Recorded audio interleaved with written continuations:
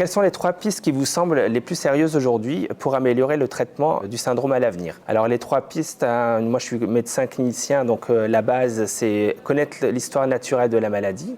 Là on développe un travail de recherche avec Roselyne justement pour standardiser le suivi au niveau national des patients et faire ressortir l'histoire naturelle de la maladie. C'est pour ça que ça soit Génida ou les réunions avec les associations de famille, c'est important pour nous parce que finalement dans les discussions un peu non officielles, ça permet de voir qu'est-ce qui entrave le plus le quotidien. Pour justement améliorer la prise en charge, donc ça c'est la première chose.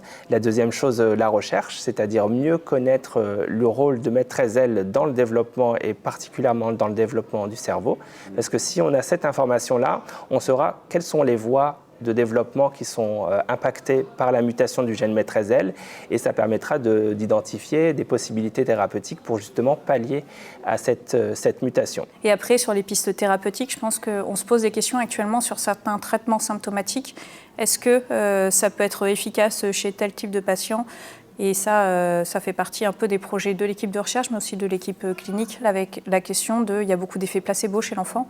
Et donc un médicament peut être efficace parce qu'on donne un médicament et pas parce que c'est la molécule qui est efficace et ça entrave énormément les recherches et le fait de pouvoir conclure à l'efficacité ou pas d'une thérapeutique. Et puis la troisième, faire connaître le syndrome maîtresse aile pour qu'il y ait une meilleure prise en charge au niveau sociétal des patients, qu'il n'y ait plus de difficultés dans le remboursement des frais médicaux, dans la reconnaissance du handicap, et que les enfants et les adultes soient mieux intégrés au niveau national et que la société soit plus inclusive. Et ça, c'est aussi une force des associations, c'est de promouvoir et de montrer qui sont les personnes porteuses du syndrome maîtresse aile et permettre une meilleure intégration dans la société.